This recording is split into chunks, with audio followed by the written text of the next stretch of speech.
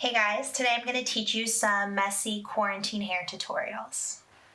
It's quarantine day what? I don't even know anymore. Some of you might be coping like I am. So let's be honest, we're probably not washing our hair as much as we normally do since we're not going anywhere and no one's seeing us, but it's probably a good thing for your hair. This is a great time to take a detox away from using heat or any bad products, and that way your hair will end up looking so much better when you're out of quarantine. I don't know about anybody else, but I've been trying to focus a little bit more on my skincare and my hair care, just taking care of myself, so that way when we finally get to see people, we'll make the best impressions possible and you won't look like Jabba the Hutt. So let's be honest, most of us probably sleep with our hair in a bun or a ponytail. So this is probably a little bit more accurate for what we sleep in and what we wake up looking like. Especially with my hair shorter these days, I always have these little rat tails coming down. So after you've slept, your hair probably has some weird kinks in it, either from your ponytail holder or a braid. I have cowlicks at the front, and especially now that I have some fringe going on, they like to go every which way. So most of the time I will end up using a flat iron and just kind of tapping those cowlicks on a low to medium heat and letting them cool with my bangs straight down. And that'll just kind of help it be a little bit more in your face or how you originally styled it the first day, so you don't have like the weird bangs going on. I just did a video on how to do a diffuse tutorial, and so I do my hair like this a lot, especially during quarantine, because I'd rather enhance that natural texture than try to fight it. After sleeping on it, it'd definitely be a little bit flatter and not have as much texture. At that point, I will sometimes use a texturizing spray and mist it in. And then just kind of re-scrunch the top areas or the ends, whichever lost some of the texture after sleeping on it. You can always use dry shampoo. That's a great option to help take some of the oil out of your hair. It also helps give you some volume and makes it look like your hair is not 5 days dirty. So let's get into it. Most of my second day or dirty hairstyles end up going from my hair kind of like half down or mostly down all the way up in a bun because it gets that bad sometimes. So for day 2 hair, a lot of the times what I'll do is if my bangs aren't too crazy, I'll leave them down and section my hair so that it's just kind of half up. Most of the time for me, my problem issues are this top section because they end up not keeping texture overnight, and then if I try to help the texture come back the next day, they end up rebelling. So I pull them out of the way. When you wear your hair half up, there's certain reference points that you can go off of to decide how much hair you want to pull up and where you want to part it. The first reference points I normally go off of are right about your temples. It's pretty easy to feel where those are, and then trace that all the way back to just underneath the crown section. And that way you still have some hair hanging down on the sides. Another reference point is obviously the corner or the top of the ears, and same, I'll trace all the way back to underneath the crown section. And you can secure it there, or if you'd like, you can do something a little looser and secure it more in the middle of the back of the head. And if you want to look like a Visco girl, just do this little high scrunchy moment. Brings us to a good point. I love scrunchies or those little ribbony elastics. They're better for your hair because they won't cause as much breakage. You will see me use these little clear elastics on the occasion. They work really well, but they do definitely cause breakage. Another way I like wearing my hair for second day hair, if it's not too dirty, is I will do a little mini mohawk braid in the middle. Good reference points for that sectioning is kind of up from the corner of your eyes. I like using where my hairline kind of starts going in from the temples. And I'll trace that all the way back to the top of the crown. And do either a regular French braid or a Dutch braid to make it look a little bit more like a mohawk. Once you're happy with your sectioning, I like using clips on either side to clip down the hair that I don't want to pull up in the braid, just because it makes the whole process a little easier. And when I do a mohawk braid, I like starting the braid a little bit closer to the front hairline, so I'll start with a smaller section than I normally would if I'm braiding my hair. That also helps keep any bangs or shorter pieces in the fringe in the braid. I do have a braiding tutorial video, so go watch that if you are unfamiliar with how to do a Dutch braid. Once you've Dutch braided the top, you can either secure it with an elastic right there at the crown, or you can continue braiding down.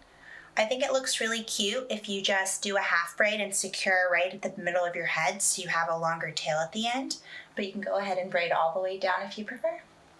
This is one of those styles where I will use a clear elastic to secure it. Don't use your mouth to open it, it's unsanitary. And see how using the clips just helped keep those sections a little bit cleaner up at the top. I'm all for a messy boho braid, so if you want it to be a big messy top section, that's totally fine too.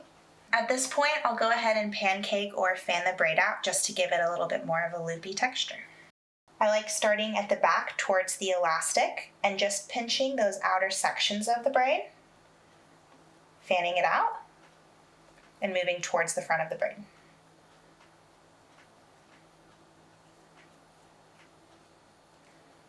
See?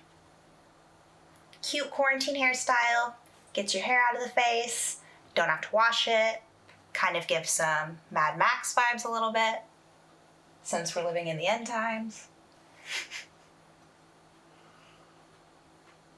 If your hair is a little bit longer, a really cute second day style is just to pull your hair over to one side or the other and do a simple braid.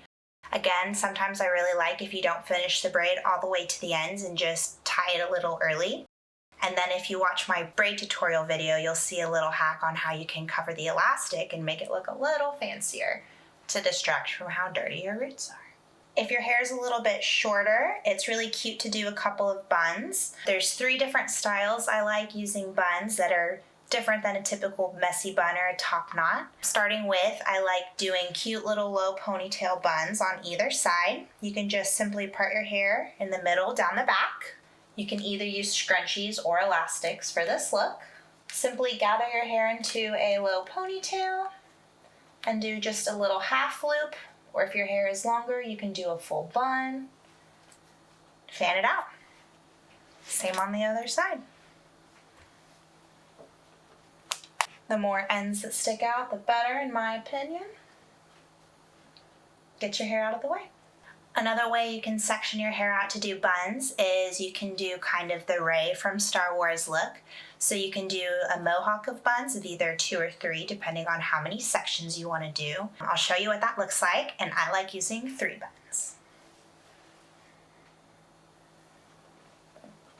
I start with the bigger top horseshoe section. You can use either an elastic or a scrunchie here as well, and do either a half bun or a full bun, depending on the length that you have. If you pull the ends to the front as you're making the buns, it gets it out of the way as you're doing the others, and then you can decide what you want to do with them at the end.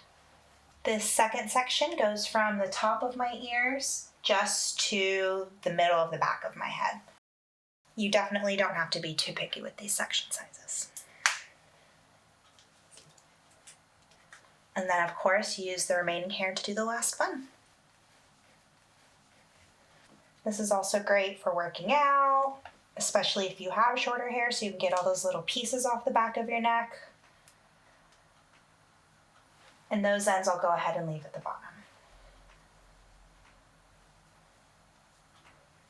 Cute little dirty hair bun mohawk.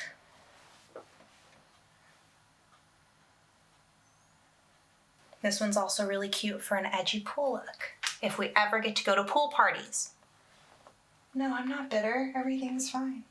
And then, of course, there are space buns. When doing space buns, I like doing a middle part, so a comb might be handy here just to make sure you have clean partings.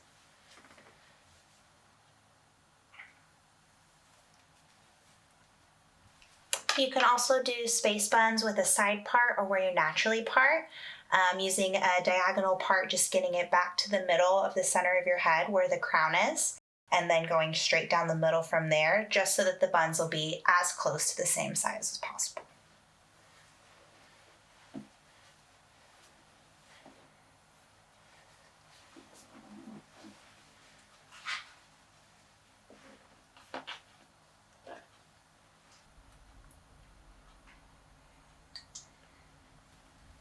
and a cute little space buns moment. You can either do half loops like I did or a full bun, depending on. And if you have longer hair, a great option is after you secure it into a ponytail to go ahead and braid that and then wrap that around. It'll stay a little bit better with just a few bobby pins, and then that way you don't have to worry about ends sticking out everywhere. But I'm for a messy look, so I'll fan these out and pancake them a little bit. Little silk scarves or handkerchiefs also make really cute hair accessories. It's also a really easy way to put your hair up, and it's not going to have any breakage compared to any elastic ties that you may use. They make really cute headbands. You can just secure your hair back in a ponytail, or you can even do a half ponytail with this. And if you're just laying on the couch watching Netflix all day, it's not going to give you any headaches. So a few tips to make your bun at least a little bit more boho and messy when you're just hanging out at home, if this is how you're going to have your hair. I like pancaking out the bun or picking out a couple little sections, just finally using your fingers to kind of piece it out and bubble it out a little bit. If you wear your hair half up in a bun like this, sometimes I like pulling some of those ends up to the front. And you can even pull a couple pieces down from around your face if you like that. It's probably going to happen anyway, let's be honest. And then my favorite tip is using your fingers to pinch at the roots to pull a little bit of your hair forward. That creates a little bit more of like a puff or a bubble at the front. And you can do that on the sides as well. It just creates a little bit more looseness and makes it look more boho. And you can do it in the back as well. And then, of course, having a cute hair accessory helps a lot. So I like using these silk scrunchies or something similar. And it's a cute little messy bun. And that's how you Netflix and chill in style. Thank you guys so much for watching my videos. Please follow along on Instagram at Caitlin Fedorko. Subscribe on YouTube. And thank you so much to my patrons for making this all happen. Dry shampoo is your best friend. It's probably going to stay like this for days.